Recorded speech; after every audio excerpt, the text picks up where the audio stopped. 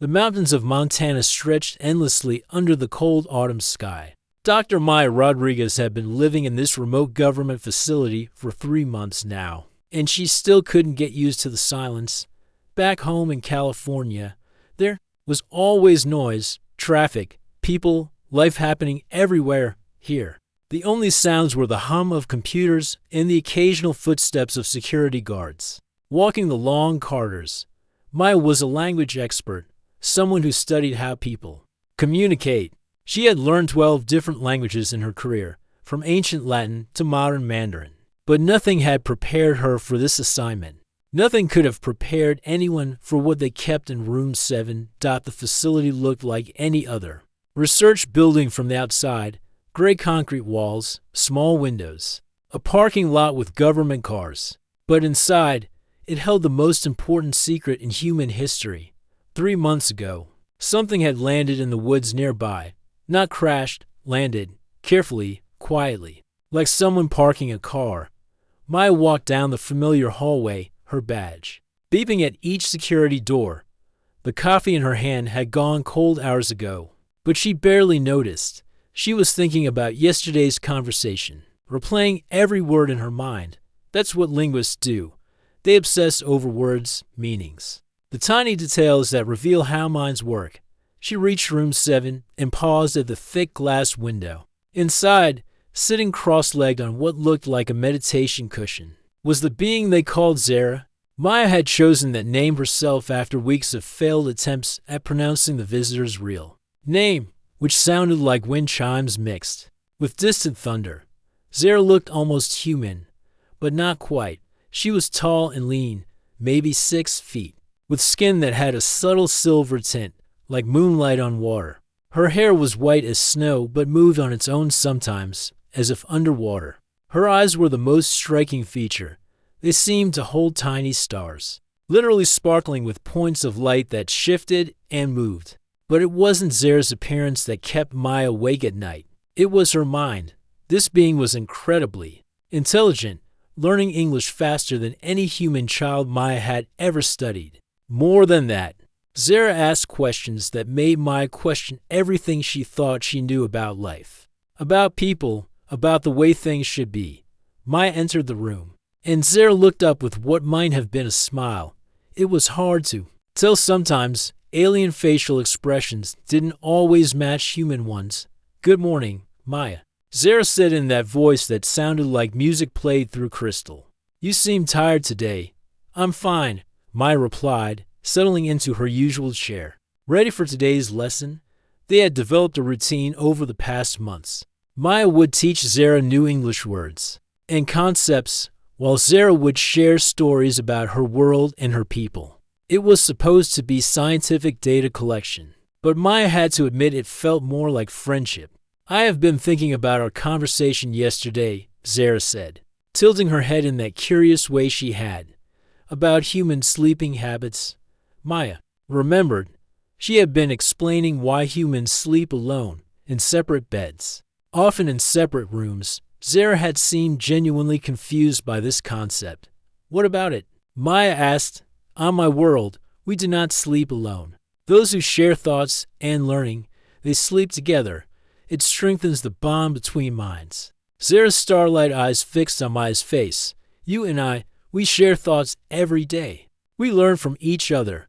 Yet you go to your sleeping space alone each night, and I remain here alone.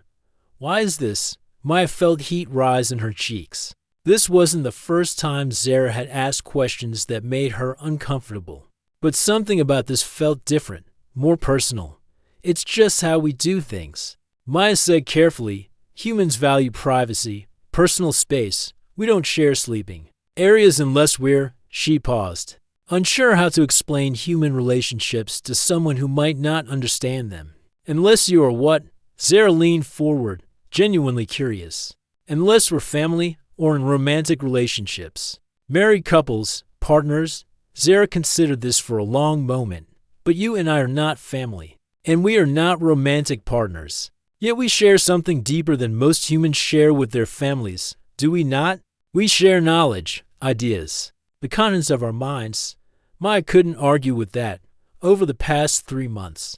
She had told Zara things about herself that she had never told anyone, about her childhood, her fears, her dreams of understanding how different minds work. In return, Zara had shared stories of her home world, a place where individual thoughts could be shared like books in a library, where loneliness was almost unknown because minds could touch across vast distances.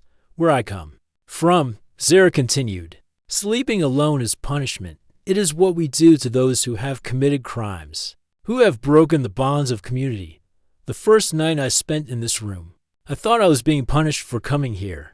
Maya felt something twist in her chest. You're not being punished, Zara. We're being careful. There are rules, protocols, rules. Zara repeated the word like she was tasting it. Yes, you humans have many rules. But who made the rule that learning companions must sleep in isolation? Who decided that sharing space during the vulnerable time of sleep was dangerous? Maya opened her mouth to answer, then closed it. She had never really thought about it before.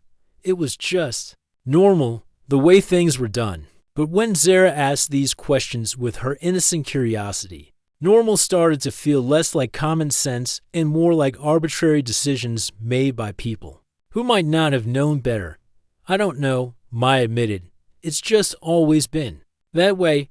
On my world, when two minds connect through learning, they naturally want to be near each other during rest. Not for physical reasons, but because the mind processes the day's learning during sleep.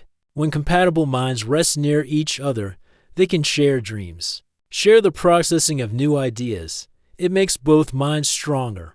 Maya tried to imagine what that would be like, sharing dreams with someone, having her thoughts somehow connect with another person while she slept.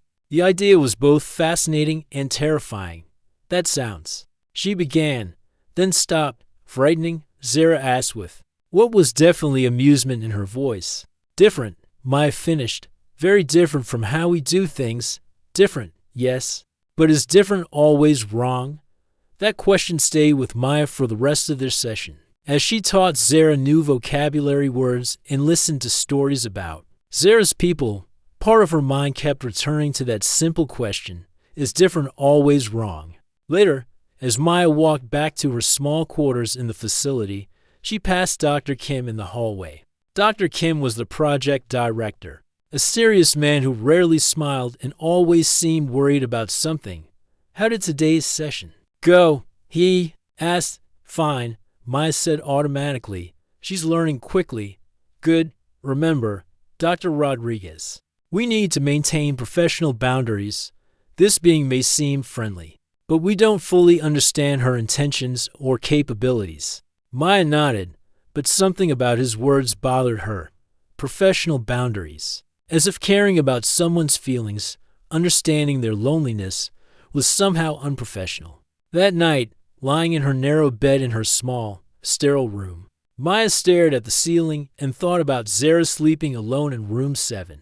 She thought about loneliness as punishment, about minds that could touch each other in dreams, about the question that was beginning to haunt her. Is different always wrong? Outside her window, the Montana mountains stood silent under a sky full of stars. Somewhere among those stars was Zara's home, a world where no one had to sleep alone unless they had done something terrible.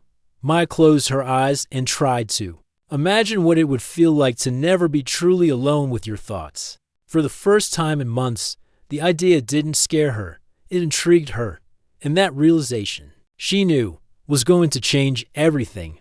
2 weeks had passed since that conversation about sleeping customs, and Maya found herself thinking about it more often than she cared to admit. Every morning when she walked into room 7, she noticed the slight shadows under Zara's star-like eyes, the way her normally graceful movements seemed just a little slower. You're not sleeping well, Maya observed one Tuesday morning, settling into her chair with her usual cup of coffee. Zara's head tilted in that curious way she had. Sleep is difficult here. The silence is too complete. On my world, we sleep. With the gentle hum of shared thoughts around us, here, there's only emptiness. Maya felt a pang of sympathy. She had grown up in a big family, 3 sisters to brothers. Parents who were always talking, laughing, arguing about something. Even in college, she had roommates. The idea of complete mental isolation was something she had never considered. "Tell me more about how your people sleep," Maya said, pulling out her tablet to take notes. This was part of her job, after all, documenting alien culture for the research team. Zara's eyes brightened, literally, the tiny points of light in them seemed to sparkle more intensely when she was interested in a topic. "Imagine your mind is like a radio," Zara began. "Most of the time, you tune it to your own station, your own thoughts, your own worries, your own dreams. But when we sleep, those who are bonded can tune into each other's stations. Not completely, we still have private thoughts, but we share the background music, you might say." Maya scribbled notes, but part of her was fascinated beyond professional interest. "What does that feel like, peace?" Zara said simply. "When I was young and had nightmares, my learning partner would share calm dreams with me. When she was excited about a new discovery, I would feel echoes of her joy even in my sleep. We grew stronger together, learned faster together, because our minds could process information together during rest." "Learning partner?" Maya asked. "Yes. When young ones show aptitude for similar fields of study, they are paired with compatible minds. I was paired with Liren when we were both studying what you might call astronomy, the science of other worlds." Zara's expression grew wistful. "We shared a sleeping chamber for 47 of your years." Maya's pen stopped moving. "What happened to her? She is still there, still studying the stars, still sleeping in our chamber. But now she sleeps alone, because I chose to come here." For the first time since Maya had known her, Zara looked genuinely sad. "She offered to come with me, but the ship could only carry one safely, so I left her to sleep in emptiness, just as I sleep in emptiness here." The weight of that sacrifice hit Maya like a physical blow. Zara had given up not just her world, her people, her entire way of life. She had given up the one person who shared her dreams, literally. "Why?" Maya asked quietly. "Why did you come here?" Zara was quiet for a long moment, staring at her hands. When she spoke, her voice was softer than usual. "My people have been watching your world for many generations. We have seen your wars, your conflicts, the way you struggle to understand even your own kind. Most of my people believe humans are too separate, too isolated in your own minds. To ever join the greater community of worlds." Maya felt a chill. "Community of worlds?" "There are 17 intelligent species in what you call this galaxy. 16 of them have learned to share thoughts, to connect minds across the vastness of space. Your people are the only ones who live in complete mental isolation." Zara looked up, meeting Maya's eyes. "Some of my people think this makes humans dangerous, others think it makes you pitiable. But a few of us wondered, what if it just makes you different?" The implications of what Zara was saying slowly sank in. "You came here to find out if we could learn, if we could connect." "Yes. And I chose to connect with you because your mind is designed for building bridges between different ways of thinking. You learn languages not just as sounds and symbols, but as doorways into other ways of seeing the world." Maya set down her tablet, her professional composure finally cracking. "Zara, I need you to understand something. What you're describing, sharing thoughts, connecting minds during sleep, it terrifies most humans. We're taught from childhood that our thoughts are private, that mental boundaries are sacred." "I know," Zara said gently, "but fear of the unknown is not the same as inability to learn the unknown. You were afraid to learn my language at first, were you not? Yet now we speak together as easily as if we had known each other since childhood." Maya had to admit that was true. Those first weeks had been frustrating, full of miscommunications and confusion. But gradually, they had found ways to understand each other that went beyond just words. The sleeping connection. Maya said carefully, It's not romantic. Is it? Not physical." Zara's expression showed genuine confusion. "You mean reproduction?" No. Mind bonding has nothing to do with physical mating. It is about sharing knowledge, sharing the processing of ideas. Liren and I never engaged in reproductive activities together. We were bonded in learning, not in biology." Maya felt both relief and curiosity. So it's more like study partners, academic colleagues, much deeper than that, Zara said. Imagine if you could share not just your thoughts about a discovery, but the actual moment of understanding, the joy of solving a problem, the excitement of learning something new, the comfort when learning becomes difficult. That is what Sleeping Connection provides. Maya found herself genuinely intrigued by the idea. All her life, she had been passionate about learning, about understanding how minds work and how people communicate. The loneliest moments in her career had been those times when she made a breakthrough and had no one who truly understood the significance to share it with. Has anyone here tried to understand this? Maya asked Dr. Kim. The other researchers, Zara's expression darkened slightly. Dr. Kim believes understanding my culture is less important than understanding my technology. He asks about our ships, our energy sources, our weapons. When I speak of mind bonding, he takes notes about telepathic abilities and potential security threats. Maya winced. She could imagine exactly how that conversation had gone. Dr. Kim was a good scientist, but he saw everything through the lens of potential applications or potential dangers. And Dr. Peterson? Maya asked, referring to the psychologist on their team.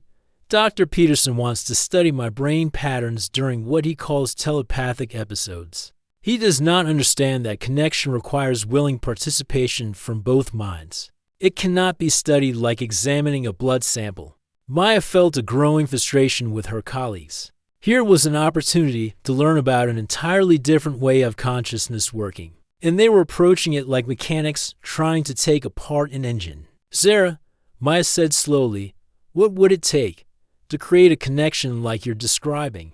Zara's eyes widened slightly. You are curious about experiencing it? I'm curious about understanding it, Maya corrected quickly. As a researcher, to better document your culture. But even as she said it, Maya knew it wasn't entirely true. Part of her was professionally curious, yes. But part of her was simply tired of being alone with her thoughts every night. Tired of having no one who truly understood the excitement she felt when unlocking the mysteries of how minds communicate. It would require trust, Zara said carefully. Complete trust and proximity during the sleeping cycle.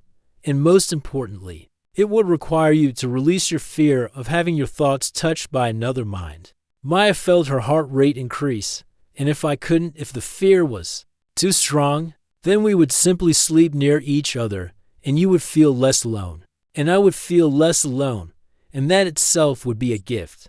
Zara's expression was hopeful but not demanding. But Maya, your colleagues would not approve. This I know. With certainty, that was definitely true. Maya could already imagine Dr. Kim's reaction, the security briefings, the potential end of her career. Everything logical told her to forget this conversation, to maintain professional boundaries, to stick to safe, documented research methods. But as she looked at Zara, this being who had sacrificed everything familiar to build a bridge between worlds, Maya found herself thinking about courage.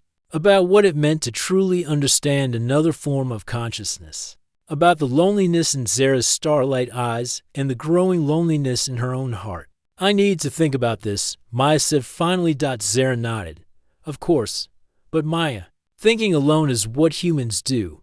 Perhaps sometimes. Thinking together might reveal answers that solitary thinking cannot find. As Maya walked back to her quarters that evening, she passed Dr. Kim in the hallway again.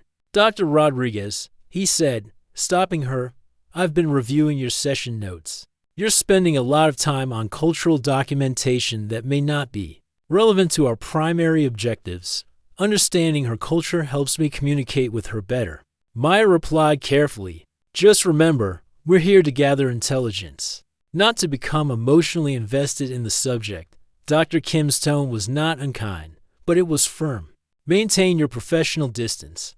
That night, lying in her narrow bed, Maya stared at the ceiling and thought about professional distance, about intelligence gathering versus genuine understanding, about a being who slept alone in a sterile room, dreaming of a bonded partner 40 trillion miles away. For the first time in her, Maya had been staring at her ceiling for 3 hours when she heard the alarm. Not the loud, blaring kind that meant danger. This was the soft chimming that indicated a monitoring alert. She sat up in bed, checking her watch. 2:30 in the morning. Her secure phone buzzed with a text from the night security officer. Subject appears distressed, requesting language specialist consultation. Maya threw on her clothes and hurried down the empty corridors. The facility felt different at night, longer shadows, colder air. The hum of machines seeming louder in the silence. She badged into room 7 and immediately saw what had triggered the alert. Zara was sitting in the corner, arms wrapped around her knees, rocking slightly back and forth. Her usually perfect posture was gone, and the starlight in her eyes seemed dimmed, flickering like candles in the wind. Zara. Maya approached slowly. What's wrong?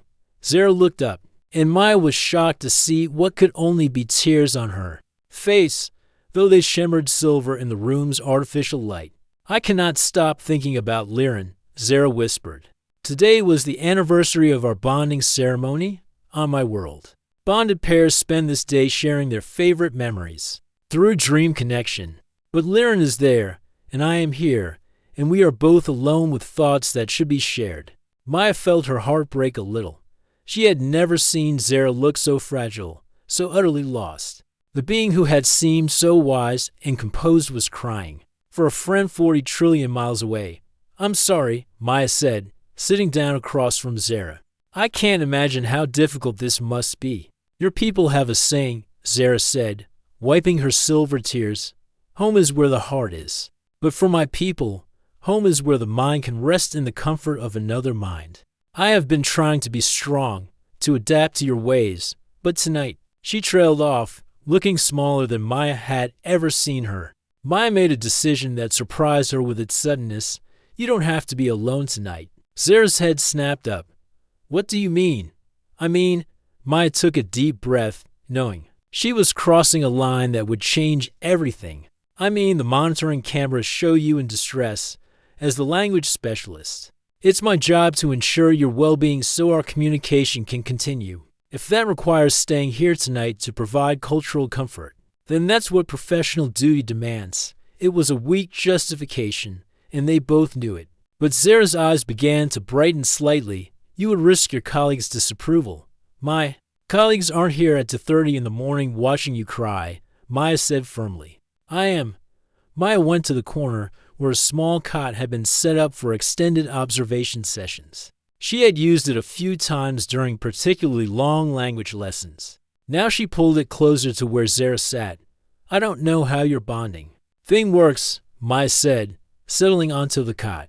But I know that being near someone who cares about you is better than being alone when you're sad. Zara slowly uncurled from her corner and moved to sit on the edge of her sleeping area, which was only a few feet from Maya's cot. This is closer than you have ever been comfortable with before. Zara observed. Yeah, well, tonight's a night for new experiences, Maya replied, trying to sound more confident than she felt. They sat in silence for a while. Maya could hear Zara's breathing, which was slower and deeper than human breathing, with a slight musical quality to it. Gradually, she felt some of her own tension ease.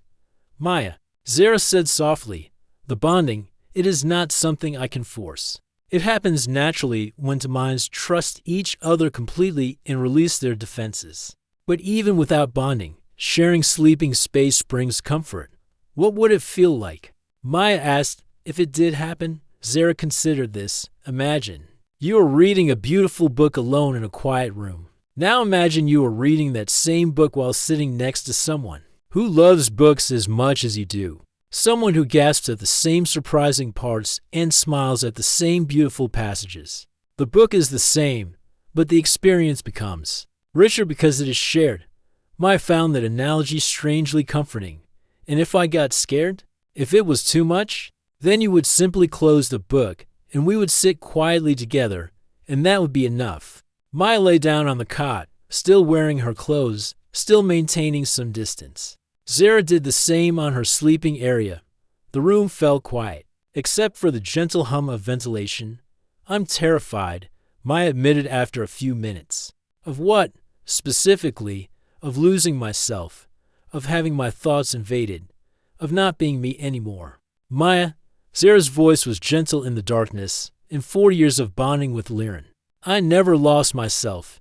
I became more myself because I had someone who truly understood who I was. They lay in comfortable silence for a while. Maya found herself focusing on Zara's breathing, using it like a meditation anchor. Gradually, her racing thoughts began to slow. I can feel your fear lessening, Zara said quietly. Can you read my mind? Maya asked, not entirely sure she wanted the answer. No, but I can sense the general state of your thoughts, like hearing music from another room. Right now, your mind sounds like a storm that is beginning to calm. Maya was surprised to realize this was true. The anxiety that had been churning in her stomach was fading, replaced by something she couldn't quite name.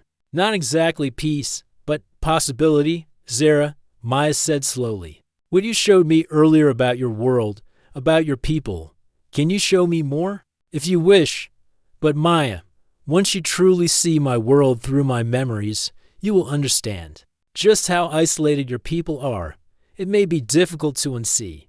Maya thought about this. Show me anyway. She felt something shift in the air between them, like the moment right before lightning strikes. Then, suddenly, her mind was filled with images that weren't her own. She saw Zara's world, a place where cities looked like flowing water made of crystal, where beings moved through the air without machines, where the very atmosphere seemed to shimmer with shared thoughts. She felt what it was like to never truly be alone, to always have the gentle presence of other minds humming in the background of consciousness.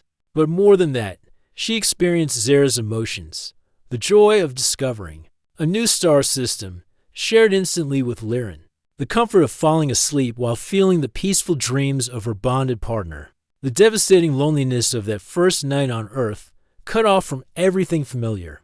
Maya gasped and sat up suddenly. The connection broke, leaving her feeling strangely empty. Too much? Zara asked, concern in her voice. No, Maya said, surprising herself. It was beautiful and terrible. I had no idea how alone we are. Now you understand why some of my people think humans cannot be saved. How can beings who live in such isolation ever learn to connect with others across the stars?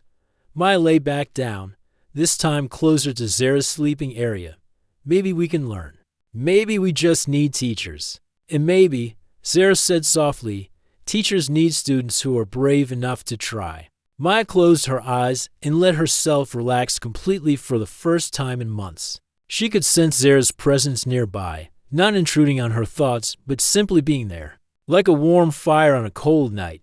Maya, Zara whispered, thank you for not letting me spend this night alone.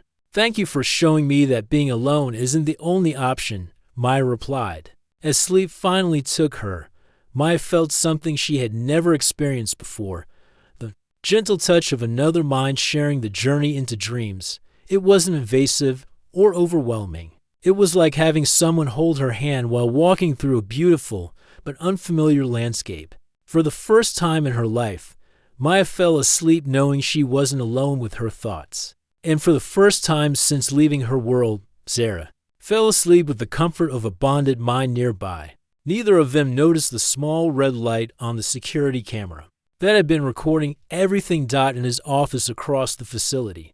Dr. Kim watched the footage with growing alarm. By morning, everything would change. Maya woke up to the sound of angry voices outside room 7. For a moment, she couldn't remember where she was. Then she saw Zara sitting peacefully on her sleeping area, and the memories of the night came flooding back, the mind bonding, the shared dreams, the incredible feeling of not being alone in her thoughts. Maya, Zara said quietly, I believe we have visitors. The door burst open before Maya could sit up properly. Dr. Kim stormed in, followed by 2 security guards and Dr. Peterson, the facility psychologist. Dr. Kim's face was red with anger, and he was holding a tablet that Maya suspected showed security footage from last night. Dr. Rodriguez, Dr. Kim's voice was ice cold. Care to explain why you spent the night in here without authorization? Maya stood up slowly, trying to smooth down her wrinkled clothes. Her mind was still fuzzy from the deepest sleep she'd had. In months, Zara was in distress. I was providing cultural comfort as part of my language specialist duties. Cultural comfort. Dr. Kim held up his tablet. This footage shows clear violation of containment protocols. You were in physical proximity to an unknown alien entity for over 6 hours. She was crying, Maya said. Her own anger starting to rise. She was alone and scared, and I helped her. Isn't that what humans are supposed to do? Dr. Peterson stepped forward, his expression concerned rather than angry. Maya, we need to discuss what happened here. There are reports of unusual electromagnetic readings from this room last night. Did you experience anything abnormal? Maya glanced at Sarah, who was watching the confrontation with careful attention. How could she explain the mind bonding without making it sound dangerous? How could she describe the beauty of shared consciousness to people who saw everything as a potential threat? We talked, Maya said carefully. She showed me some memories of her world to help me understand her culture better. Showed you how? Dr. Kim demanded. Maya hesitated. It's hard to explain. Try us. Dr. Peterson said, pulling out his own recording device. Before Maya could answer, Sarah spoke up.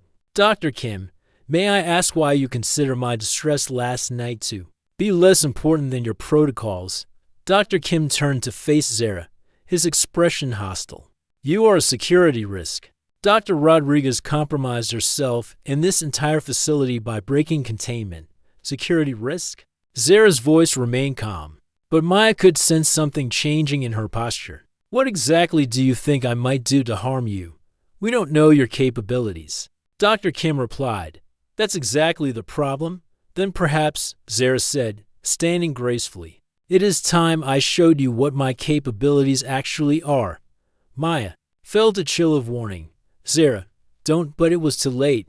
Sarah had already begun to change. Not physically, she looked exactly the same. But suddenly the air in the room felt different, charged with energy that made Maya's skin tingle.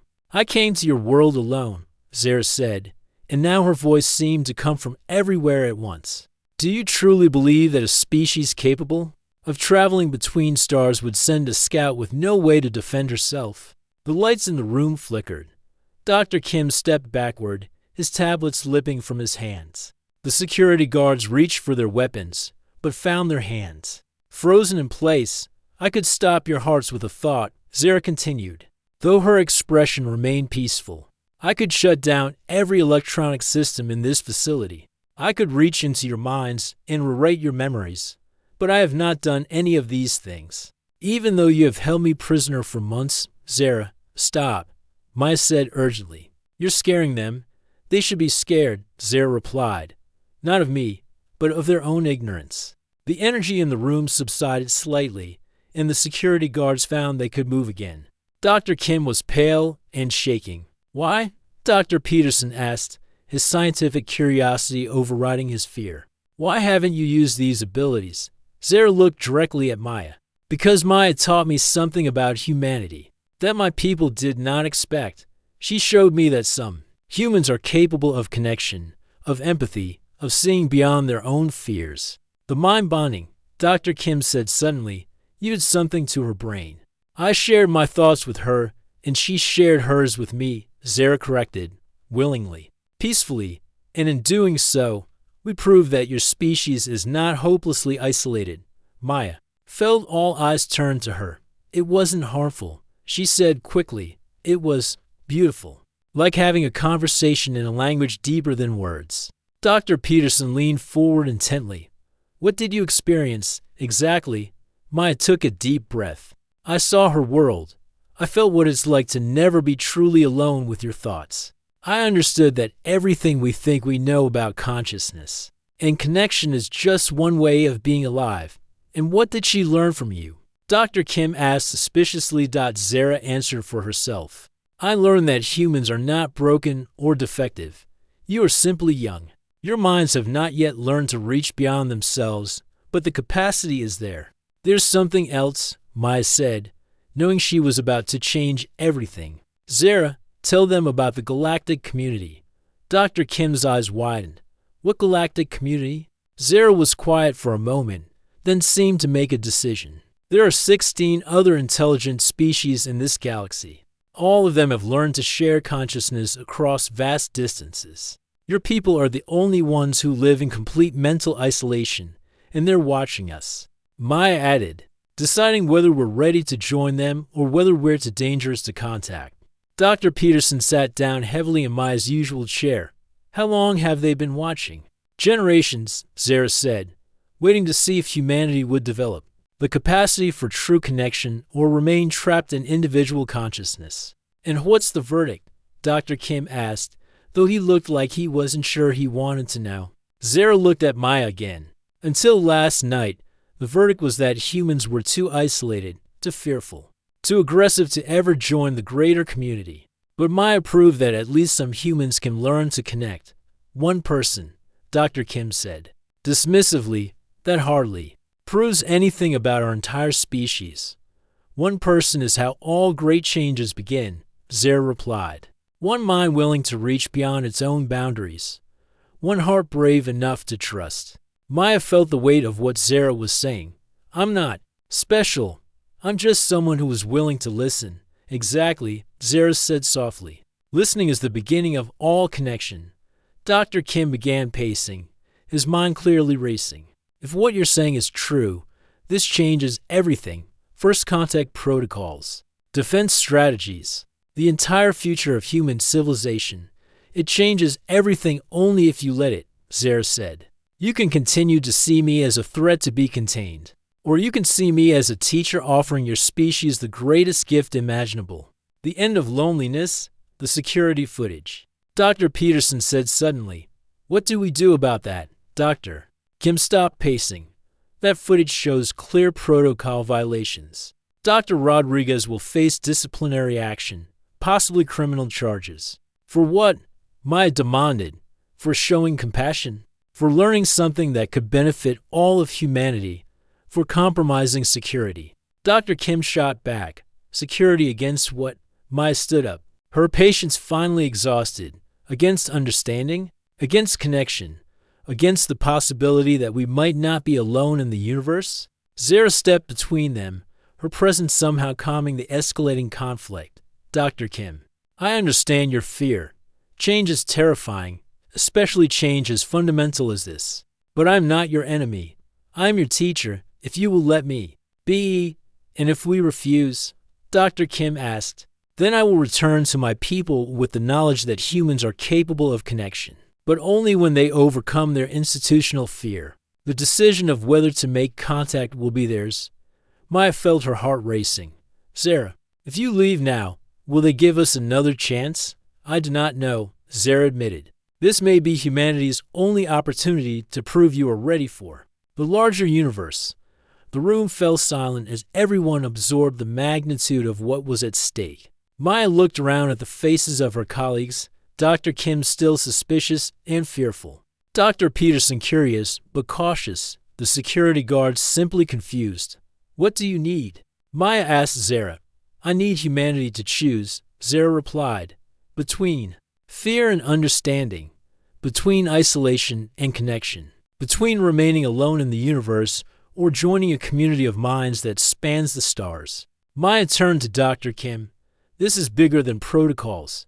This is bigger than any of us. We have a chance to change everything. Dr. Kim stared at her for a long moment, then at Zara, then at the tablet containing the security footage that could end Maya's career. What exactly are you proposing? He asked finally. And Maya realized that everything, her future, humanity's future, the possibility of connection across the stars, depended on her answer. Maya took a deep breath, knowing that her next words would determine not just her own fate, but possibly the future of human civilization. The room was silent except for the hum of ventilation and the soft beeping of monitoring equipment. I'm proposing that we stop treating Zara like a prisoner and start treating her like what she actually is, a teacher, Maya said, her voice steadier than she felt. I'm proposing that we document the mind-bonding process properly, scientifically, so we can show the world that connection between species is possible. Dr. Kim shook his head immediately. Absolutely not. The risks are too great. We have no idea what long-term effects this bonding might have on human consciousness. Then let's find out, Dr. Peterson said unexpectedly. Everyone turned to look at the psychologist, who was staring at Zara with intense curiosity. This could be the greatest breakthrough in understanding consciousness in human history. We can't just ignore it because it's unfamiliar. It's dangerous, Dr. Kim insisted. So was fire. Maya replied. So was electricity. So was space travel. Every great leap forward in human development involved risk. Zara had been listening quietly, but now she spoke up. Perhaps I can offer a compromise. Dr. Kim, your fears are not unreasonable. You do not know me, and you do not understand what I am capable of. But Maya has experienced mind bonding and emerged unchanged except for increased understanding. How do we know that? Dr. Kim demanded. How do we know you haven't altered her thinking somehow? Maya felt a flash of anger. Because I'm still me. I still disagree with you just as much as I did yesterday. I still think your approach to first contact is narrow-minded and fear-based. If Zara had wanted to control my mind, don't you think she would have made me more agreeable? Despite the tension, Dr. Peterson actually smiled at that. She has a point, Dr. Kim. What exactly are you proposing? Dr. Kim asked Zara. A demonstration, Zara said simply. Allow Maya to document our connection process. Let Dr. Peterson monitor her brain activity before, during, and after. Create the scientific proof you need to show that mind bonding is beneficial, not harmful. And then what? Dr. Kim asked. Then you take that proof to your leaders, Zara said. You show them that humans can learn to connect across species barriers. You prove that your people are ready to join the galactic community. And if we refuse? Dr. Kim's voice was tight. Zara's expression grew sad. Then I will return to my people and report that humans prefer isolation to connection. The decision of whether to make contact again will be theirs, but I suspect they will choose to wait another few centuries for your species to mature. Maya felt the weight of generations of human loneliness pressing down on her. How long do we have? My ship will return for me when the next lunar cycle begins, Zara said. 7 of your days. 7 days to prove that humanity was ready for the stars. 7 days to document something that could change everything. Maya looked at Dr. Kim, willing him to see beyond his protocols and his fears. There's something else, Maya said suddenly. Zara, last night when we connected, I saw something. Your people, they're not just watching us, are they? They're worried about us. Zara nodded slowly. Yes, your species is approaching a critical point in development. You have technology that could destroy your world, but you lack the wisdom that comes from connected consciousness. Many intelligent species go through this phase. Most do not survive it. What do you mean? Dr. Peterson asked. Species that remain isolated in individual consciousness often destroy themselves, Zara explained. They cannot overcome tribal thinking, fear of the other, the inability to see beyond their own immediate needs. Connection, true mind-to-mind connection, forces a species to develop empathy, cooperation, long-term thinking. Maya felt a chill of understanding.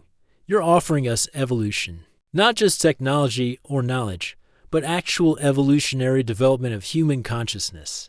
The capacity is already within you, Zara said. I am simply offering to help you discover it. Dr. Kim was quiet for a long moment, clearly struggling with the decision. Finally, he looked at Maya. If we do this, if we try this demonstration, what protocols would you suggest?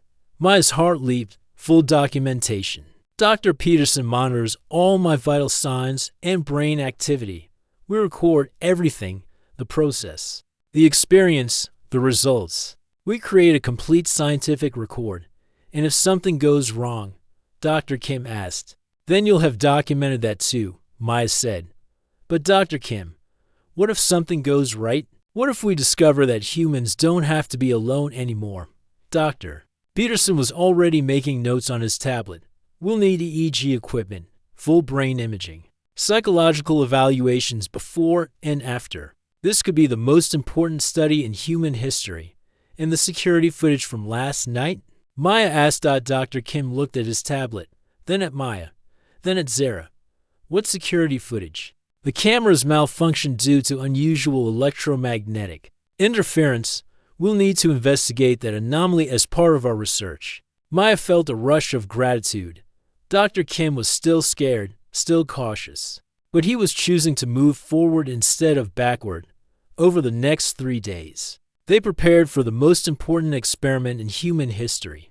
Dr. Peterson set up monitoring equipment that could track every aspect of Maya's brain activity.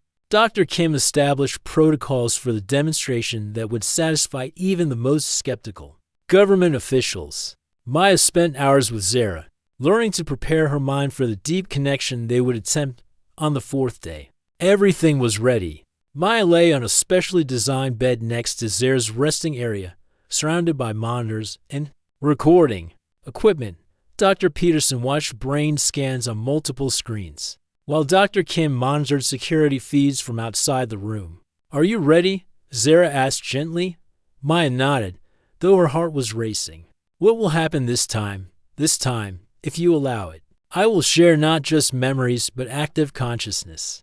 You will experience what it feels like to think with a connected mind. It will be more intense than before. And if I need to stop, then we stop immediately," Zara assured her. Connection cannot be forced. Maya closed her eyes and tried to quiet her racing thoughts. She thought about humanity's future, about the loneliness she had felt her entire life, about the possibility that no one ever had to feel alone again. "I'm ready," she whispered. The connection began slowly, like dawn breaking over a distant horizon. Maya felt Zara's consciousness gently touching hers, not invading but offering. She took a deep breath and opened her mind completely.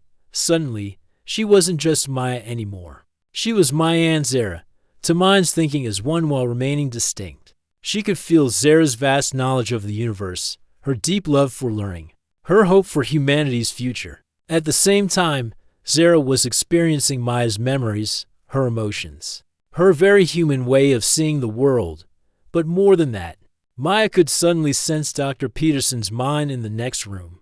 His excitement, his scientific curiosity, his wonder at what he was observing. She could feel Dr. Kim's fear and hope warring with each other. She could sense the security guards outside, confused but not hostile. For the first time in her life, Maya understood what it meant to never truly be alone. She was connected not just to Zara, but through Zara to the vast network of minds that spanned the galaxy. She felt the presence of beings on 1,000 worlds, all thinking and learning and growing together. The experience lasted only minutes, but when it ended, Maya was crying, not from sadness, but from the overwhelming beauty of what she had experienced. "How do you feel?" Dr. Peterson asked, checking his monitors. "Different," Maya said honestly. "Not changed, but expanded. Like I've been living in a small room my whole life and someone just showed me there's an entire universe outside." Dr. Peterson was staring at his screens in amazement. "Maya, your brain activity during the connection, it's unlike anything in medical literature. You were thinking with patterns that humans aren't supposed to be capable of. But I'm still me," Maya said, sitting up, still completely myself. Dr. Kim looked at the security monitors, then at the brain scans, then at Maya. "The readings are off the charts, but they're not dangerous. If anything, your cognitive function appears enhanced." Zara smiled, and Maya could swear she felt an echo of that smile in her own mind. "This is what I came to show you. Humans are not broken or limited. You simply haven't learned to use the full capacity of your minds." Over the next 3 days, they repeated the experiment with volunteers from the research team. Dr. Peterson experienced the connection and emerged with tears in his eyes. Even Dr. Kim eventually tried it, and afterwards sat in stunned silence for an hour. On the 7th day, as Zara's ship appeared in the sky above the facility, Maya stood with her colleagues and watched humanity's first teacher prepare to leave. "What will you tell your people?" Maya asked. "I will tell them that humans are ready to learn." Zara replied, "That you have the capacity for connection, for empathy, for growth beyond individual consciousness. I will recommend that contact be established, and then your species will face the choice that all intelligent life must eventually face: remain isolated and limited, or join the greater community of minds and discover what you can become together." As Zara's ship rose into the night sky, Maya felt a strange sensation, a gentle presence in her mind that she